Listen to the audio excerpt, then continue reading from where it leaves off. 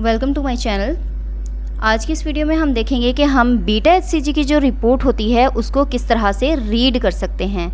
सबसे पहले ये इस तरह की हमें जब हम टेस्ट करवाते हैं तो वो लैब वाले हमें इस तरह की एक रिपोर्ट देते हैं जिसको हमने रीड करना होता है, कि जिससे हमें अंदाज़ा लगता है कि हमारा जो बीटा एचसीजी है उसकी जो एग्जैक्ट वैल्यूज़ हैं वो क्या हैं और उन वैल्यूज़ का मतलब क्या है। तो अगर आप ये वीडियो पूरी देख लेते हैं तो आपको आज की इस वीडियो का कंप्लीट मतलब जो है वो समझ आ जाएगा। तो सबसे पहले हम ये देख लेते हैं कि हमारे पास है बीटा एचसीजी, यानी कि ये बीटा एचसीजी की रिपोर्ट है। तो हमारे पास यहाँ पे पेशेंट नेम दिया गया होता है, उसके बाद एज दी गई होती है, फीमेल और डेट वगैरह। तो ये जो होती है ये लैब की इंफॉर्मेशन होती है सबसे पहले। अच्छा, जो हमारा रिज़ल्ट होता है बेसिकली वो ये वाला होता है। तो यहाँ पर जो हमारा रिज़ल्ट है वो है 45,864। अब ये जो है, अब हम देख लेते हैं कि इसकी जो एक्सपेक्टेड रेफरेंस वैल्यूज़ होती हैं वो कैसे होती हैं और कितनी होती हैं। तो ये जो है ये टेस्ट परफॉर्म किया गया है। मिनरे एक एनालाइज़र होता है, हार्मोन एनालाइज़र, उसके ज़रिए इस टेस्ट को परफॉर्म किया गया है। अब हम देख लेते हैं कि अप्रॉक्सीमेट जो गेस्टेशनल एज होती है उसको देखेंगे, फिर उसके बाद हम एचसीजी इन यूनिट्स देखेंगे और ये दोनों हमारे पास इसकी रेफरेंस वैल्यूज़ हैं। अब सबसे पहले हम देख लेते हैं कि मेल में बाज़-औक़ात कुछ कंडीशंस ऐसी होती हैं कि जब कैंसर वगैरह हो या कुछ इस तरह की सर्टेन कंडीशंस होती हैं कि जिसमें मेल में भी बीटा एचसीजी करवाया जा सकता है। यानी कि ये जो हार्मोन है वो सिर्फ फीमेल में ही नहीं, मेल में भी करवाया जा सकता है। अब जो इसकी मेल में जो इसकी नॉर्मल वैल्यूज़ हैं वो है लेस देन 0.5 टू 2.2, यानी कि यहाँ तक होगा तो मेल में ये नॉर्मल होगा। लेकिन अगर इससे ज़्यादा है या इससे कम है तो उस हिसाब से फिर हम देख लेंगे कि इस पेशेंट को क्या बीमारी है और कौन सी बीमारी है। तो अब हम बात करते हैं फ़ीमेल की। तो ये जो फीमेल होती हैं बेसिकली अगर कोई नॉन प्रेग्नेंट है, यानी कि उसको प्रेगनेंसी नहीं है उस फीमेल को, तो उसकी जो इस बीटा एचसीजी की नॉर्मल वैल्यूज़ इस रिज़ल्ट की जगह पे लिखी हुई होगी वो होगी लेस देन 0.5 से लेकर 3.0 तक, यानी कि ये इसकी नॉर्मल वैल्यूज़ होंगी नॉन प्रेग्नेंट फ़ीमेल की।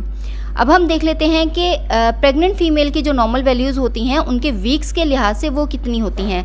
बेसिकली जो बीटा एचसीजी होता है उसमें हम ये देखते हैं कि इसकी जो गेस्टेशनल एज है बेबी की वो कितनी है, यानी कि उससे हम जो अंदाज़ा लगाते हैं वो बीटा एचसीजी की वैल्यूज़ से लगाते हैं। हमें वैल्यूज़ से पता चलता है कि बेबी जो है वो बेसिकली कितने वीक का है।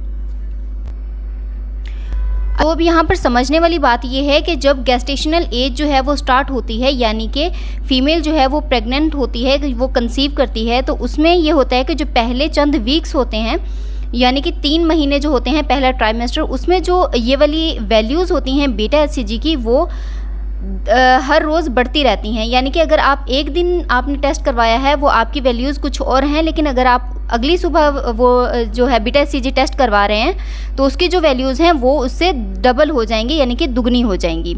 तो अब यहाँ पर हम अपनी जो अप्रॉक्सीमेट गेस्टेशनल एज है वो देख लेते हैं।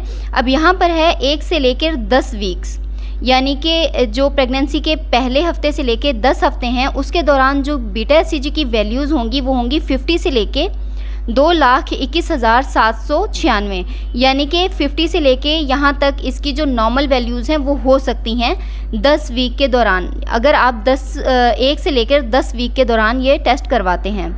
उसके बाद 11 से लेकर 15 हफ्ते का जो इसके रिज़ल्ट्स होते हैं वो होते हैं 15,205 से लेकर 2,27,034 तक इसकी नॉर्मल वैल्यूज़ होती हैं।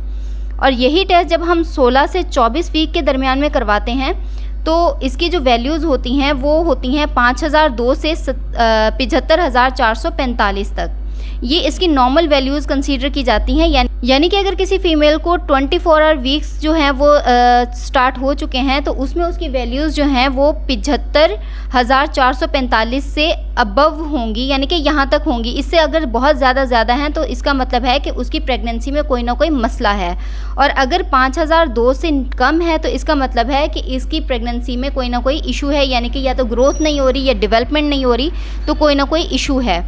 तो इसमें हमने ये देखना होता है कि इसकी वैल्यूज़ से हमें अंदाज़ा हो जाता है कि इस जो बेबी की जो ग्रोथ है वो ठीक हो रही है कि नहीं हो रही। तो आगे हम देख लेते हैं कि 25 से 40 वीक में जो इसकी नॉर्मल वैल्यूज़ होती हैं वो होती हैं 1501 से लेके 69,208 तक। तो ये इसकी नॉर्मल वैल्यूज़ होती हैं। अगर इससे ऊपर नीचे होती हैं तो इसका मतलब है कि जो प्रेगनेंसी है वो ठीक से नहीं चल रही, तो उसमें फिर डॉक्टर को दिखाने की ज़रूरत होती है, कोई ना कोई मेडिसिन लेने की ज़रूरत होती है, जिससे कि आपकी जो प्रेगनेंसी है वो स्मूथली सर्वाइव कर जाती है। बीटा एचसीजी की जो ये रेफरेंस वैल्यूज़ हैं ये लैब टू लैब थोड़ी बहुत वेरी कर सकती हैं। तो ये थी हमारी आज की वीडियो। अगली वीडियो में मैं आपको बताऊंगी कि अगर बीटा एचसीजी की जो वैल्यूज़ हैं वो 10 वीक के लिहाज से ज़्यादा होती हैं तो वो क्यों होती हैं, उसमें कौन सी प्रॉब्लम हो सकती हैं, और अगर कम है तो उसमें कौन सी प्रॉब्लम हो सकती है। तो आज की ये हमारी वीडियो थी। अगर आपको हमारी वीडियो पसंद आई है तो वीडियो को लाइक कीजिएगा, शेयर कीजिएगा और इस चैनल को ज़रूर सब्सक्राइब कीजिएगा। Thanks for watching.